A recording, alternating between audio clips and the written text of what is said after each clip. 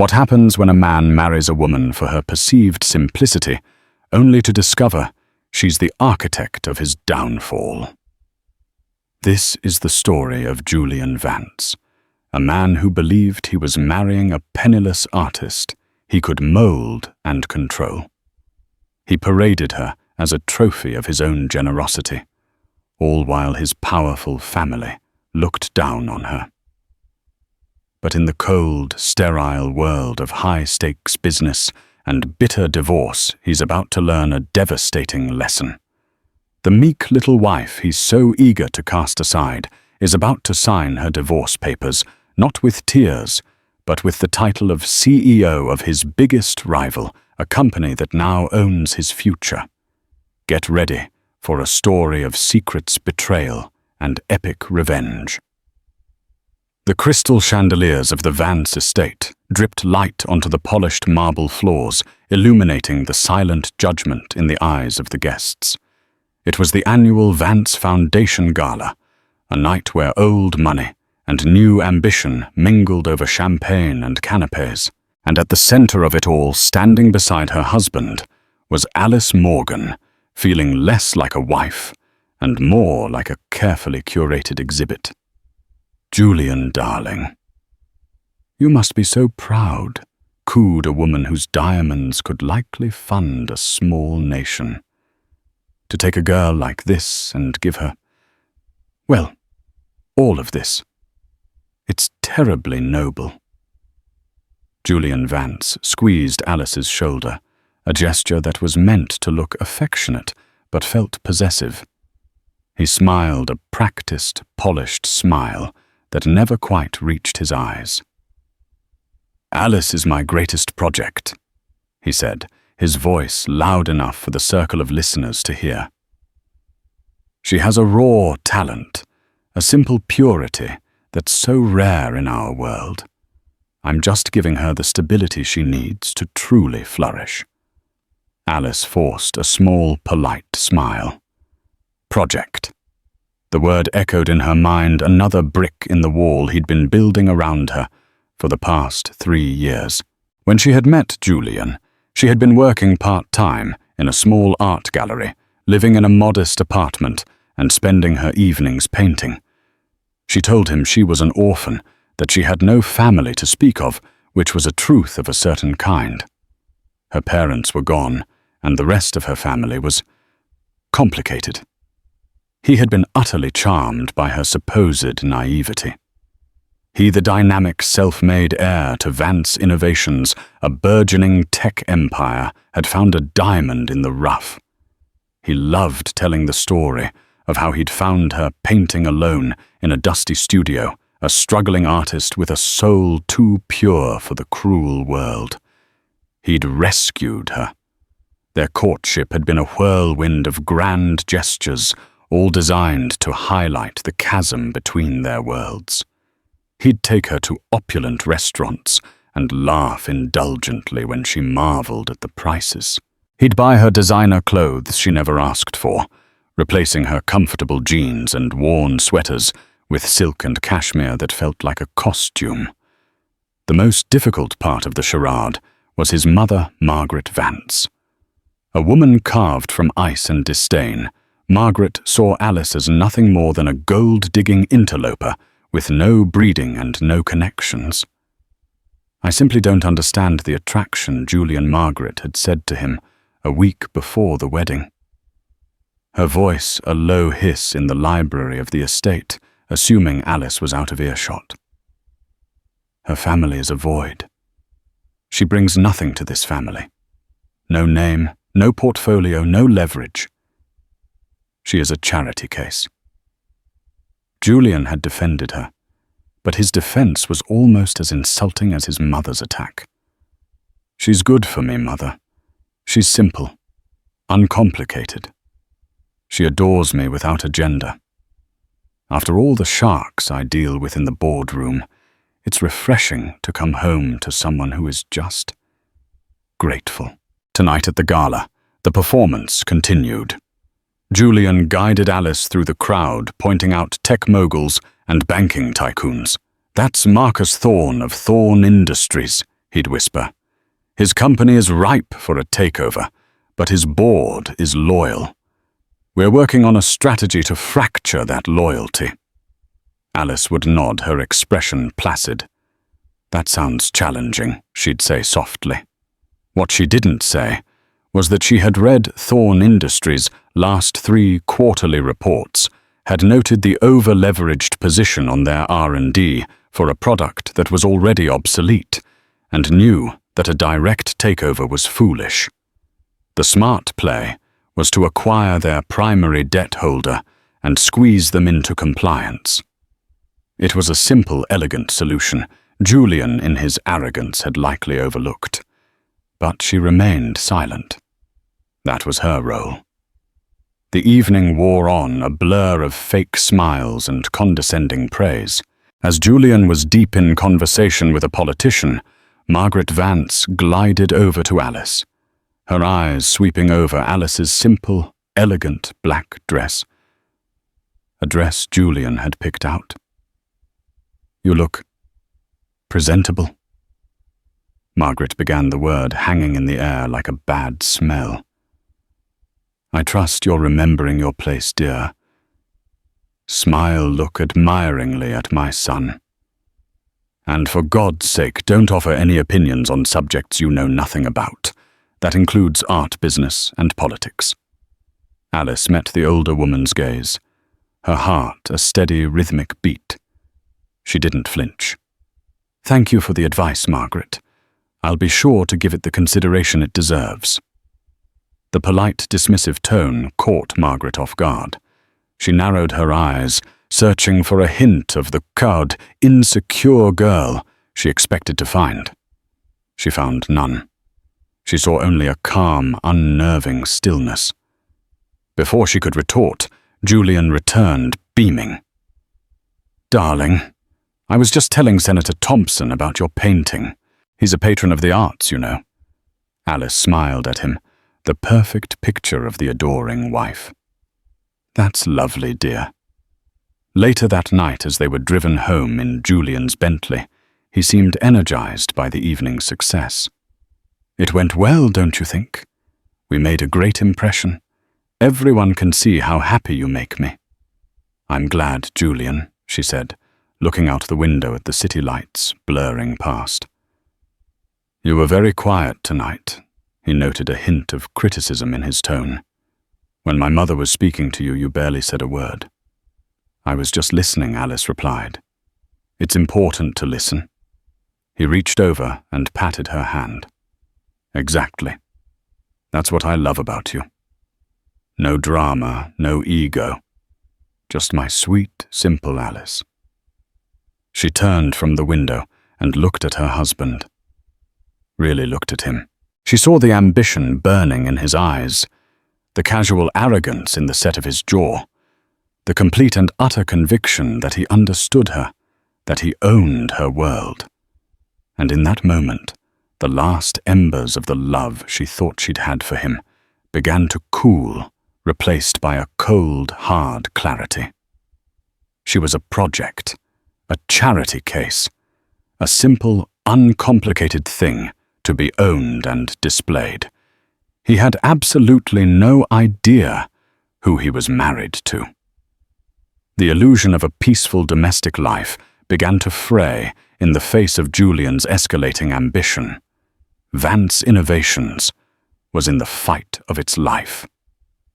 For months, they had been aggressively pursuing the acquisition of a smaller, innovative robotics firm called Omnitech.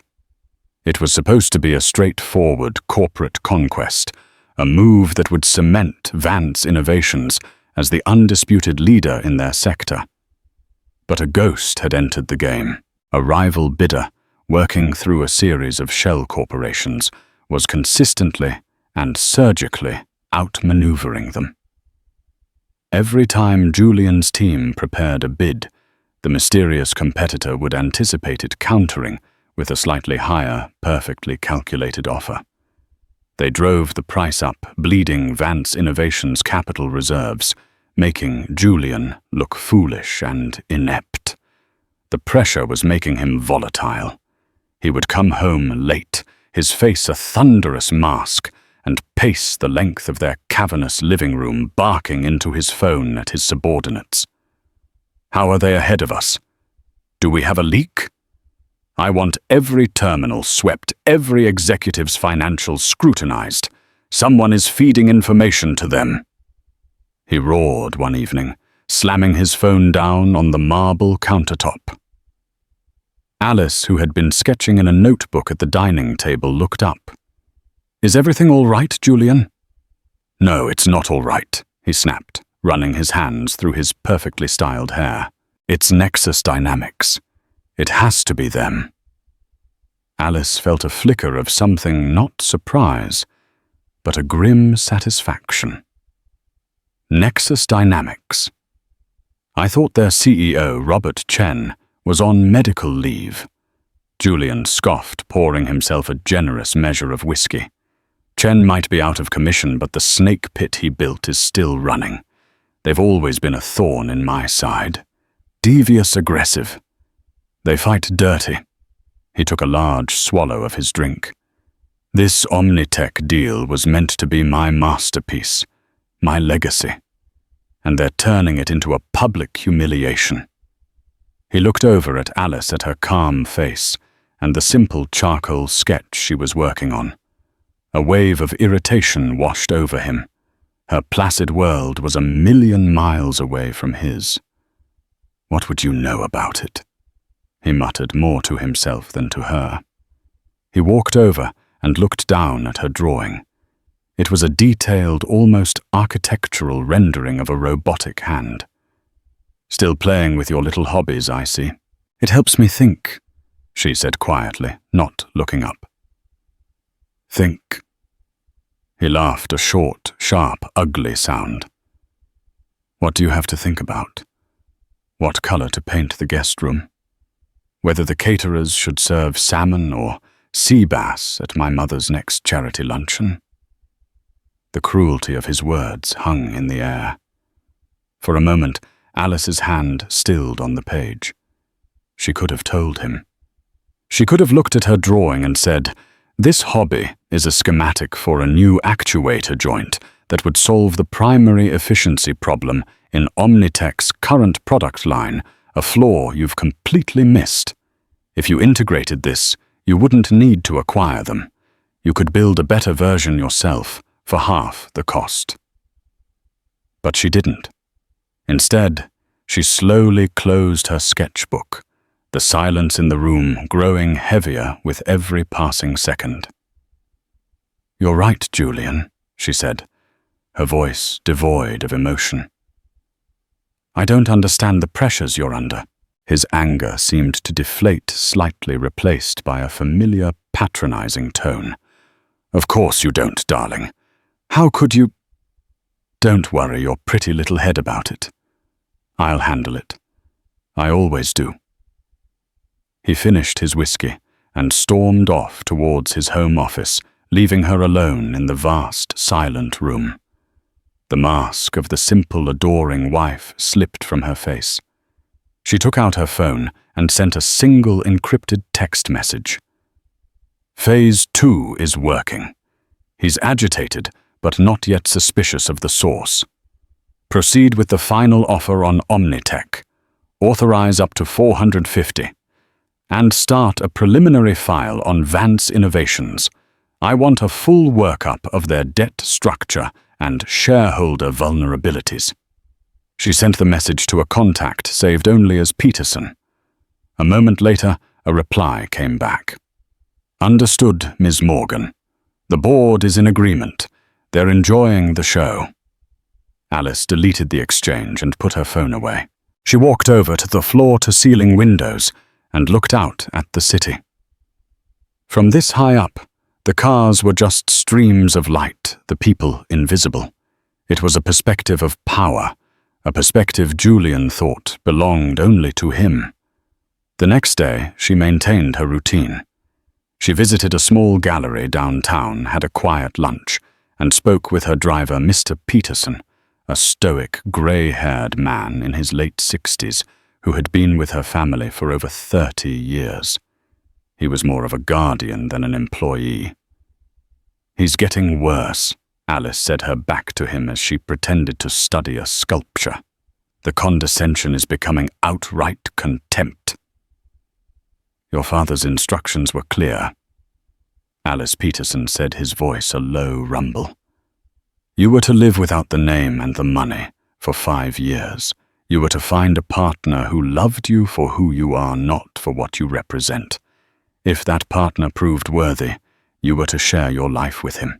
If not, you must learn to recognize a bad investment and cut your losses before it ruins the entire portfolio." Alice finished reciting her father's words from memory. She turned to face him, her eyes hard. "My father was a brilliant businessman, but a romantic he was not. He saw his daughter's marriage as a merger. He wanted to ensure you would be strong enough to lead Nexus when the time came." Peterson corrected gently. "He knew its enemies would be ruthless. He never imagined one would be sharing your bed." "Julian isn't an enemy," Alice said, a flicker of the old conflict crossing her face.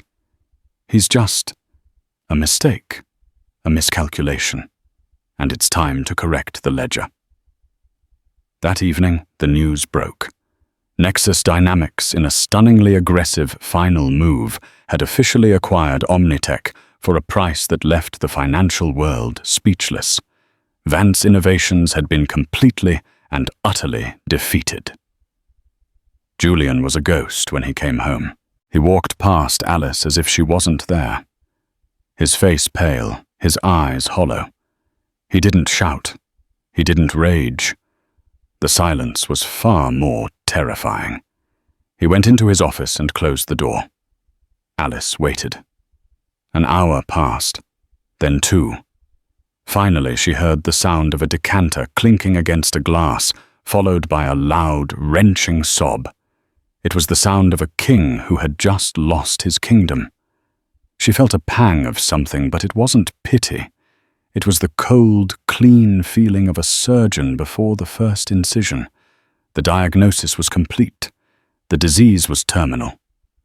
Now it was time to cut. The loss of the Omnitech deal sent shockwaves through Vance Innovations. But the true epicenter of the earthquake was the Vance family itself. The failure wasn't just a business loss. It was a public humiliation, a stain on the immaculate facade of their name. And for Margaret Vance, there was only one person to blame. She arrived at their penthouse, unannounced, 2 days later, sweeping in like a vengeful queen. She found Julian in his study, staring blankly at a stock ticker on his screen that was bleeding red. Alice was in the library, ostensibly reading, but in reality monitoring the silent implosion of her husband's world.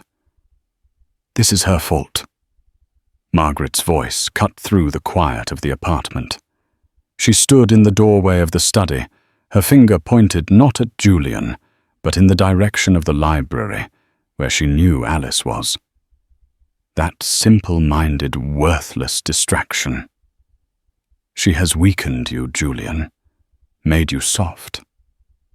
Julian didn't even look up from his screen. "Mother, not now." Yes, now, she insisted, stepping into the room. "I warned you. I told you she brought nothing to the table. A proper wife, a wife from our world, would be a partner. She would have connections. She would understand the stakes. What does this one do? She paints. She arranges flowers.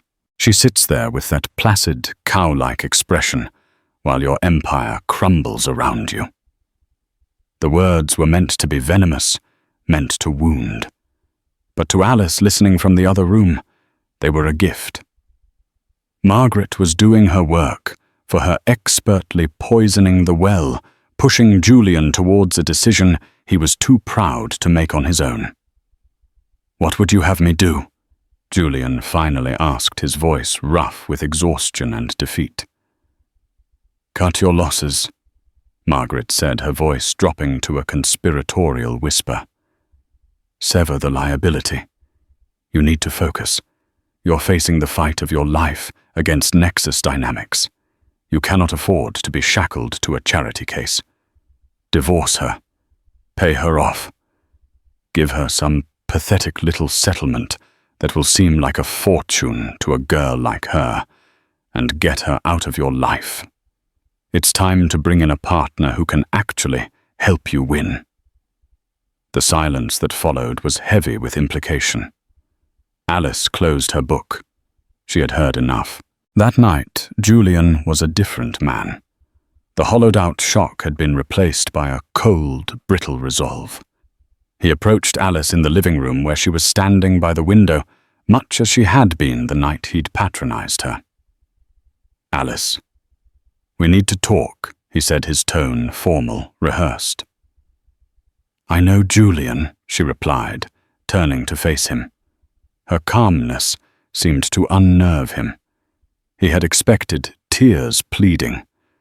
This isn't working. He began launching into a speech that was clearly scripted by his mother and his own bruised ego. My life. It's more complicated than I ever led you to believe. The pressures are immense. The world I operate in is ruthless, and I need a partner who can navigate it with me. A true partner.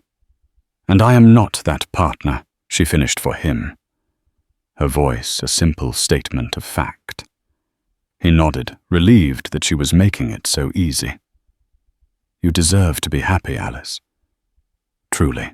You deserve a simple life, a quiet life, with someone who can give you their full attention.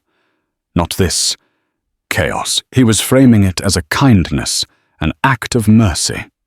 He was releasing her back into the wild where she belonged. I've had my lawyers draw up an agreement. He continued, pulling a document from his briefcase. He laid it on the coffee table. It's a divorce settlement. I think you'll find it's incredibly generous. There's a lump sum payment of $5 million. The deed to a lovely condo downtown. It's more than enough for you to live comfortably for the rest of your life. You'll never have to worry about money again. $5 million. He said it with such magnanimity as if he were bestowing a kingdom upon a peasant. To Alice, whose personal trust fund, untouched for years, was valued at over $900 million. The amount was so insulting it was almost comical. It was less than she had authorized for the final Omnitech bid.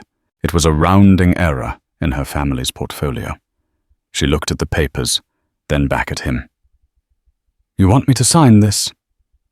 It's for the best, he said, his confidence growing. We can do this quickly, quietly. No need for a messy public spectacle. We'll say we grew apart. It's amicable. Alice walked slowly to the table. She picked up the top page, her eyes scanning the legal jargon. She saw her name, Alice Morgan, typed out, a woman with no listed assets, no employment, no declared family. A blank slate he was trying to wipe clean. She thought of the past 3 years, the casual humiliations, the condescending pats on the hand, being called his project. She thought of his mother's sneering face and Julian's self-satisfied smiles. She thought of the empire her father had built, Nexus Dynamics, an empire built on brilliance, foresight, and the courage to make hard decisions. Her father's voice echoed in her head. Recognize a bad investment and cut your losses. A slow, cold smile touched her lips. It was a smile Julian had never seen before. It was not the smile of his sweet, simple Alice. It was the smile of a predator that had finally cornered its prey. You're right, Julian, she said, her voice so soft it was almost a whisper. It is time to sever the liability. She let the paper drift from her fingers, back onto the table. I'll have my legal team look this over, she said, her tone suddenly crisp, professional. "We can schedule a meeting to finalize everything. Let's say Friday, in your boardroom." Julian was taken aback. "Your legal team, Alice, there's no need for that. This is a simple, generous offer. Don't complicate this." "Oh, I won't complicate it," she assured him, walking towards the bedroom. "I'm all for simplifying things." Friday, 10 a.m. Be there. She closed the bedroom door behind her, leaving Julian standing in the living room. A flicker of uncertainty, finally breaking through his arrogant facade. He had expected her to be grateful, perhaps even a little sad. He had not expected her to sound like she was arranging a hostile takeover. For the first time, he felt a sliver of fear, a primal sense that he had just made a terrible, irreversible mistake. Friday morning. The main boardroom of Vance Innovations was a temple of corporate power. A long, polished mahogany table reflected the grim sky outside. At the head of the table sat Julian Vance, flanked by his two lawyers, Gerald and Simon. He projected an air of calm control, but underneath a current of anxiety hummed. Alice's strange demeanor had unsettled him. Margaret Vance was also present, seated in a chair against the wall. She had insisted on being there to witness the final triumphant removal of the liability from their lives. She wore a smug, victorious expression. The clock on the wall ticked to 10:00 a.m. Then 10:01. Tardy. How typical. Margaret sniffed from her corner. Julian's lawyer, Gerald, cleared his throat. "Mr. Vance, the agreement is straightforward. She signs, the funds are transferred upon finalization of the divorce, and the matter is closed." At precisely 10:02, the double doors to the boardroom swung open. But it wasn't a timid, sad-looking Alice who entered. It was a woman transformed. Alice Morgan strode into the room wearing a bespoke, dark navy power suit that screamed authority. Her hair, usually worn soft and loose, was styled in a sleek, severe chignon. Her face was set in a mask of cool, unassailable confidence. She didn't look like she was coming to a divorce settlement. She looked like she was coming to war. And she was not alone. Behind her walked two men. The first was the family driver, Mr. Peterson, who now looked less like a chauffeur and more like a chief of security. The second was a sharp, silver-haired man in an impeccably tailored suit carrying a thick leather briefcase. Julian vaguely recognized him from financial news programs. Alistair Finch, one of the most feared corporate lawyers in the country. A shark of the highest order. Julian's blood ran cold. Margaret sat bolt upright in her chair. "Alice, what is this?" Julian demanded, his voice strained. "Who are these people?" Alice didn't answer. She walked to the opposite end of the long table and took a seat, placing her hands on the polished surface. Mr. Finch and Mr. Peterson stood behind her. Mr. Vance, Alistair Finch, began his voice smooth and dangerous. "I am Alistair Finch. I am representing Miss Morgan in this matter." Julian's lawyers exchanged a panicked look. Alistair Finch didn't handle divorce settlements for penniless artists. He handled multi-billion-dollar mergers and acquisitions. "This is absurd," Gerald stammered. "This is a simple domestic issue. The offer is more than generous." Finch gave a thin, predatory smile. "We have reviewed your generous offer." He gestured dismissively at the papers Julian's team had neatly arranged. "And we find it inadequate." "Inadequate," Margaret scoffed from her corner. $5 million for a woman who came from nothing. It's a king's ransom. Alistair Finch's gaze shifted to Margaret, and for the first time the formidable matriarch seemed to shrink under his cold stare. "Madam, he said you would be wise to remain silent on matters you profoundly misunderstand." He then turned his attention back to Julian. "Mr. Vance, we are not here today to discuss your divorce settlement." He opened his briefcase and produced a thick bound document, placing it on the table with a heavy definitive thud. "We are here to discuss this." Julian stared at the cover page. His heart stopped. Official tender offer for hostile takeover. Submitted by Nexus Dynamics, target company, Vance Innovations. The room fell into a deathly silence. Julian felt the air leave his lungs. He looked from the document to Alice's calm, unreadable face. His mind reeled, unable to process what was happening. "Nexus Dynamics," he choked out. "What does this have to do with you?" This was Alice's cue. She leaned forward slightly, her eyes locking onto his. For the first time, she dropped the facade entirely, and he saw the brilliant, ruthless strategist she had hidden for 3 long years. "Nexus Dynamics has been a thorn in your side for years, Julian," she said, her voice clear and cutting. "It was founded by my father, Robert Morgan." The name hit Julian like a physical blow. Robert Morgan, the legendary reclusive founder of Nexus, a man he'd idolized and feared his entire career, a man who had passed away over a year ago. When my father became ill, his final wish was for me to be prepared to lead the company he built. Alice continued, her voice echoing in the stunned silence.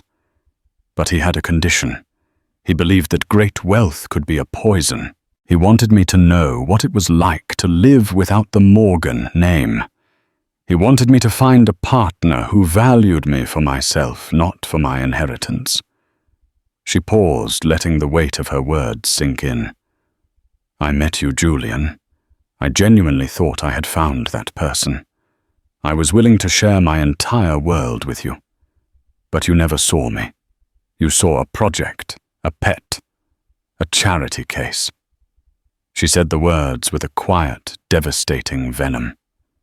Julian's face had gone ashen.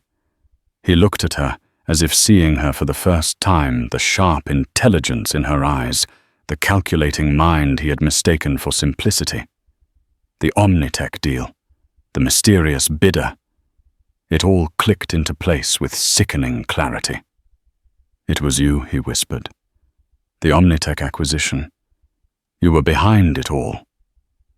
It was my first test as the unofficial head of Nexus. She confirmed, a hint of steel in her voice. "A trial run, and you, my dear husband, provided the perfect case study in how an arrogant, over-leveraged company operates. You were so focused on the prize, you never bothered to check who you were bidding against." Alistair Finch chose that moment to twist the knife.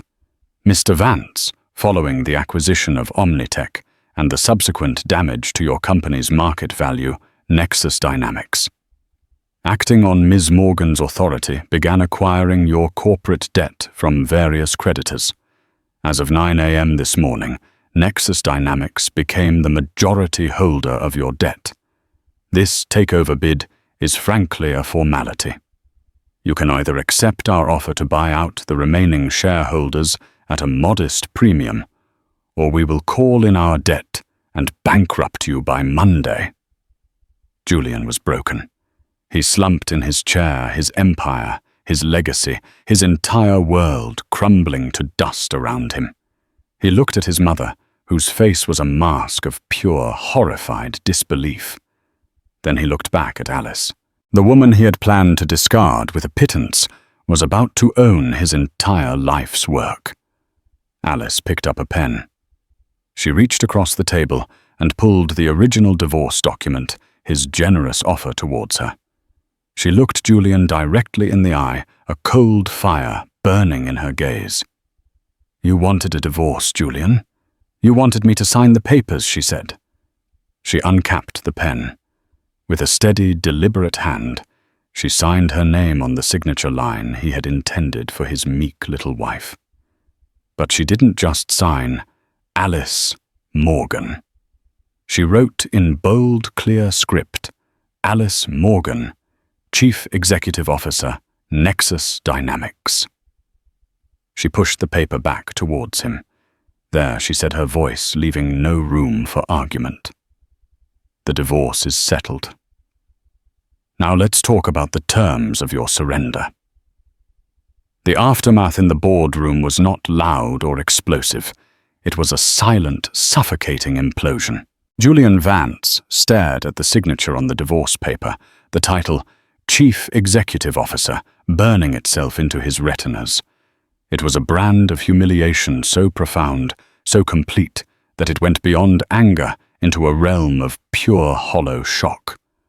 His lawyers, Gerald and Simon, were pale and mute, utterly outclassed and terrified. Margaret Vance, however, was the first to break. The smugness had evaporated, replaced by a ghastly, contorted expression of fury and dawning, horrified respect. She stood up, her knuckles white where she gripped the back of her chair. You deceitful little snake," she hissed, her voice trembling. "You played us. You lived in our house, ate our food. And you plotted this the entire time." Alice didn't even flinch. She simply turned her cool gaze upon her mother-in-law. "You're mistaken, Margaret. I didn't plot this when I married your son. I fell in love with a man I thought was strong, ambitious, and kind. But you and he showed me what he truly valued. Power, status, a partner who brings something to the table. You were right about one thing: I wasn't a suitable partner for the man he was. So I became a partner you both could understand. I brought the whole table." Her voice was not raised, but it cut through the room like a shard of ice. "I learned the rules of your world. And in your world, sentiment is a liability, and power is the only real currency. So consider this my graduation. You were my teachers." She rose from her seat, a commanding presence that filled the space Julian once dominated. "Alistair, you will handle the final details with Mr. Vance's representatives. I want the transfer of assets to begin by end of day.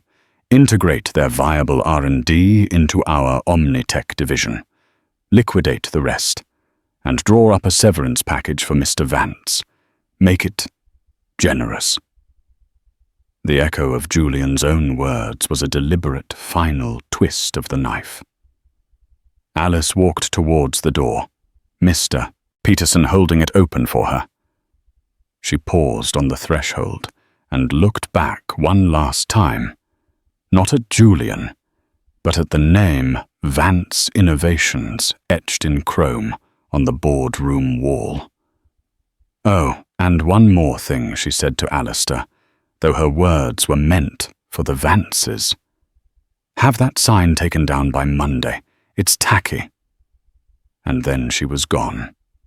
The door clicked shut, leaving behind a silence thick with ruin. Julian finally moved. He let out a sound that was half laugh, half sob. He swept his arm across the table, sending papers, water glasses, and his phone crashing to the floor. "Did you see that, Mother?" he asked, his voice cracking. "Did you see what she did? My greatest project. She just dismantled my entire life in less than 10 minutes. Margaret sank back into her chair, all the fight gone out of her. She looked old and frail. She was never simple, she whispered, the horrifying realization finally dawning. That calmness, it wasn't stupidity, it was patience. The next few weeks were a blur of legal proceedings that were less a negotiation and more a controlled demolition. Alistair Finch and his team moved with brutal efficiency.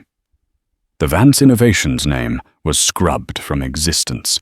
Its most valuable assets were absorbed by Nexus Dynamics. Its offices were downsized, its staff either let go or offered new contracts under the Nexus banner.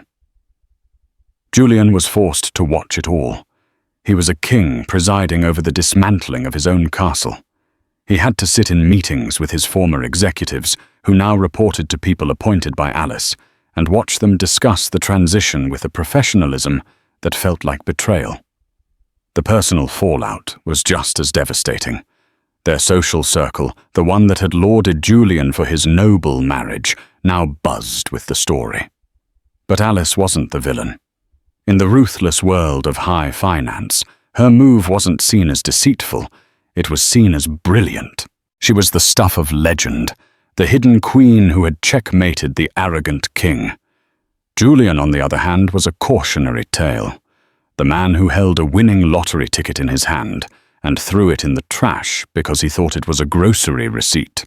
He lost the penthouse, of course. It was a company asset. He was allowed to retrieve his personal belongings under the watchful eye of a security guard hired by Nexus. As he packed his clothes, he found one of Alice's old sketchbooks tucked away in a drawer. He opened it. It wasn't filled with simple still lifes or landscapes.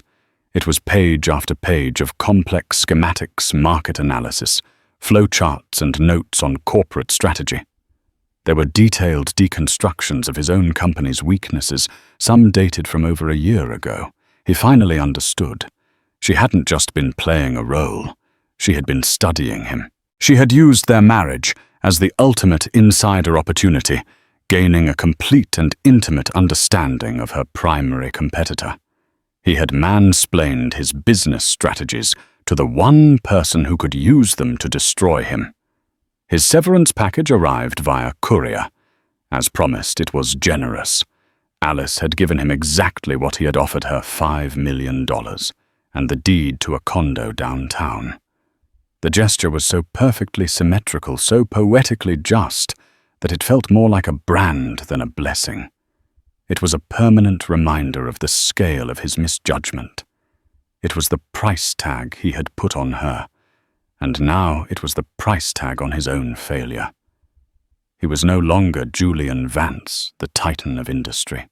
He was just a man in a condo with $5 million a ghost, haunted by the memory of a woman. He thought he knew a woman who had signed her name, and in doing so had erased his own. 6 months felt like a lifetime. For Julian Vance, it had been a free fall in slow motion. He stood at the window of his new residence, a tastefully modern but sterile 2-bedroom condo downtown. It was a nice place by any normal standard, but it wasn't the penthouse. It wasn't the Vance estate. It was a gilded codge of his own failure, bought and paid for by the woman who had orchestrated his ruin. From this window, if he craned his neck, he could see the glittering spear of the Nexus Tower piercing the clouds. Her tower. Her office was up there somewhere, a throne room in the sky where she presided over the remnants of his kingdom. The $5 million, his generous severance, was a constant mocking presence in his bank account. It was enough money to be comfortable, but not enough to be powerful. It was a leash. He had tried to re-enter the world he once ruled. He'd founded a small, agile consulting firm, Vance Strategic Solutions, a name that felt pathetic and hollow even to him, but doors that once flew open at the mere mention of his name were now politely but firmly shut. Old colleagues offered sympathetic but non-committal lunches. Potential clients saw him not as a seasoned expert, but as a walking cautionary tale. The man who was so thoroughly outplayed by his own wife. His public humiliation was a stench he couldn't wash off. His days were long and empty. He would spend hours replaying the last 3 years in his mind, searching for the exact moment he had lost. Was it at the gala when he called her his project? Was it the night he'd dismissed her sketch, her hobby? Or was it the moment he first saw her in that gallery? A beautiful, simple creature he thought he could own. And in his arrogance, missed the gleam of a predator's intelligence in her eyes. He saw her face everywhere. Not the meek, adoring face he remembered, but the cold, calculating one from the boardroom. That was the real Alice. The one he never knew. The one who had destroyed him. Finally, after another sleepless night, staring at the ceiling, he knew he couldn't live in this limbo any longer. He needed to see her. He needed to stand in front of her, not as the powerful Julian Vance or the broken Julian Vance, but just as a man, and ask the questions that haunted his every waking moment. He sent the formal meeting request through his lawyer, a humiliating process in itself. He expected a swift, cold rejection. When her assistant replied with a confirmed time slot a week later, his heart hammered with a mixture of terror and a desperate, foolish hope.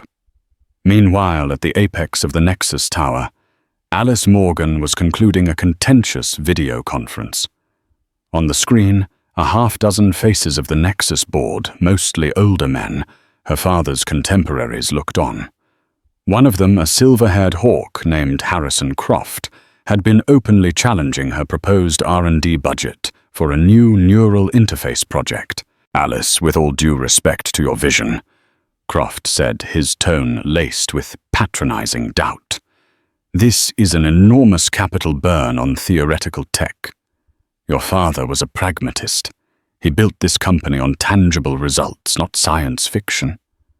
Alice listened patiently, her hands steepled before her. She didn't interrupt. When he was finished, she looked directly into the camera, her gaze unwavering.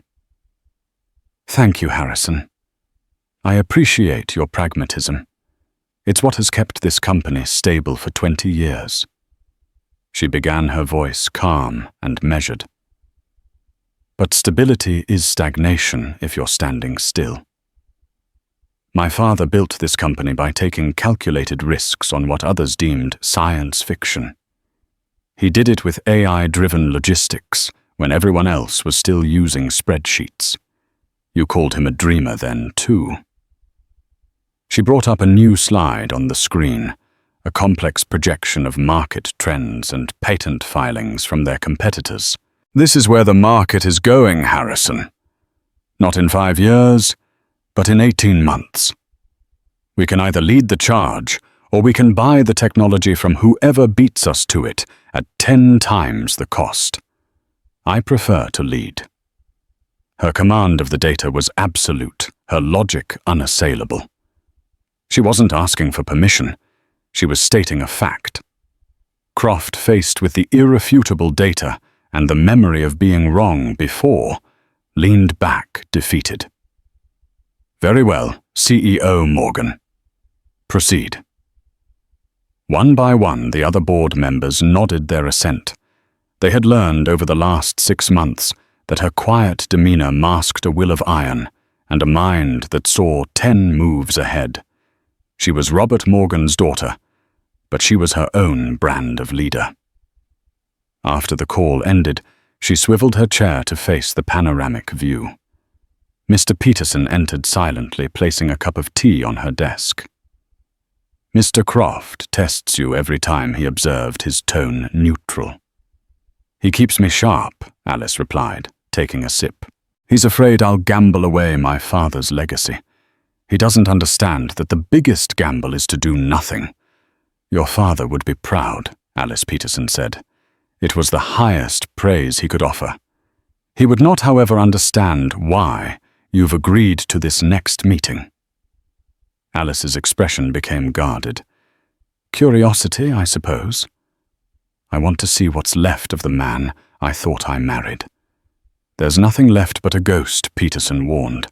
"Be careful he doesn't try to haunt you."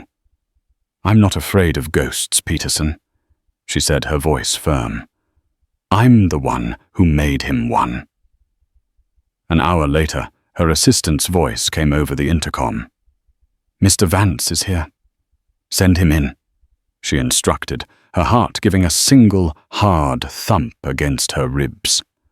The door opened, and Julian walked in. The sight of him was jarring. The expensive suit, the confident posture, the air of effortless superiority, all of it was gone. He was wearing a simple jacket and trousers that seemed a size too big for his diminished frame. He looked older, tired, and profoundly humbled. He stopped in the middle of the vast office, dwarfed by the scale of the room, by the power it represented. "Alice," he said, his voice barely a whisper. "Julian." She replied, her tone cool and professional. She gestured to a leather chair, positioned a generous distance from her desk. "Please, sit." He sat stiffly, his hands clasped awkwardly in his lap. He looked around the office at the view at the name Nexus Dynamics, subtly embossed on the wall. He was a foreigner in a land he once believed was his birthright. I don't know why I'm here. Really." He began the words, tumbling out in a nervous rush. "I mean, I do. I needed to see you, to try and understand." Understand what Alice asked, her voice devoid of emotion. The mechanics of the takeover were quite straightforward. "I'm sure my legal team's final report was thorough." He flinched, as if she had struck him. "No, not that. I understand the business of it. It was a masterpiece. A brutal, perfect masterpiece. The compliment was raw, painful. I don't understand the why. Not the corporate strategy, the personal strategy. The 3 years, Alice, our life, our marriage. Was any of it real?" It was the question that lingered in the ashes of their life together. Alice leaned back in her chair, allowing a flicker of the woman he once knew to surface. It was at first, she said, her voice softening almost imperceptibly. "When I met you, it was all real. I was so tired of my world, Julian. Tired of men trying to date my father's portfolio. You didn't know who I was. You saw a struggling artist, and you seemed to want her for exactly who she was. I thought it was the purest thing I had ever found. I was ready to give you everything." Then what happened? He pleaded, his voice cracking. Her gaze hardened again. "You did," she said simply. "You happened. You didn't love the woman, Julian. You loved the dynamic. You loved being the magnanimous benefactor, the powerful man rescuing the damsel. My simplicity wasn't a virtue you admired. It was a canvas on which you could paint your own greatness. I wasn't your partner. I was your project. Your mother called me a charity case, and you never not once made me feel like she was wrong."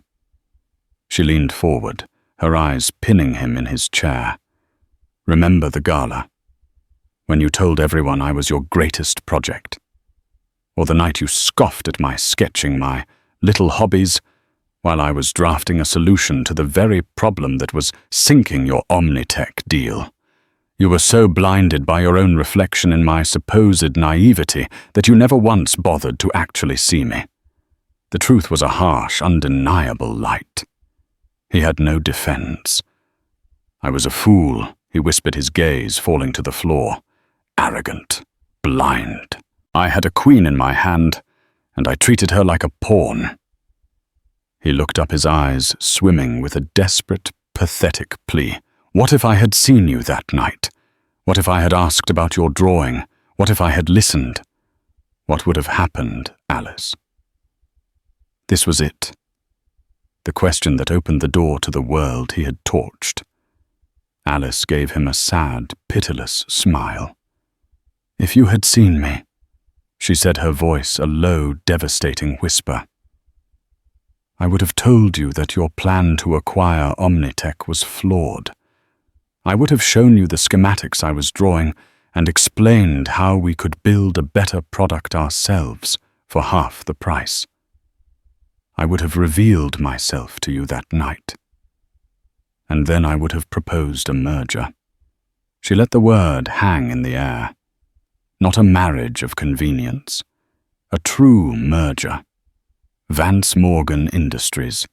Your ambition and my strategy. Your name and my father's resources. Together, Julian. She leaned closer, her eyes boring into his. We would have been untouchable. We wouldn't have just dominated the market. We would have owned it. We could have built an empire that would have lasted for 100 years. That is what you threw away. The vision she painted was so vivid, so magnificent, that it physically hurt him. It was a glimpse into a paradise he had set on fire with his own 2 hands. A sob escaped his lips. So why he choked out? Why do all this? Why not just leave? Because you and your mother taught me the rules of your world, she said, her voice turning to ice. You don't just walk away from a bad investment. You liquidate it and absorb its assets to strengthen your own portfolio. You wanted a partner who could contribute on your level. Well, here I am. She stood up, the movement fluid and final. It was a dismissal. I hear you've started a small consulting firm. I wish you success with it. Truly. She walked to the window, her back to him. There is no greater teacher than failure. It's a lesson I plan to never have to learn myself. He knew it was over. There was no appeal, no hope for pardon. He stood on shaky legs, a ghost in her palace. Thank you for the meeting, Ms. Morgan. He turned and walked out of the office, the heavy door clicking shut behind him, the sound of a vault being sealed. Alice remained at the window watching the endless flow of traffic on the streets below. She felt no triumphant glee, no thrill of victory. She only felt a vast, quiet emptiness. She had won. She had avenged the naive girl she used to be. She had secured her father's legacy and forged her own. But the cost had been the last vestiges of her idealism. She looked at the small framed sketch of the robotic hand on her desk, and then at her own hand. One was a tool of cold, hard creation and commerce. The other had once sought only to hold the hand of a man she loved. She had to become a queen to survive a king's world. And as she looked out over her new kingdom, she finally accepted the profound, unassailable truth of her new life. The view from the top was breathtaking, but it was a view she would always have to enjoy alone.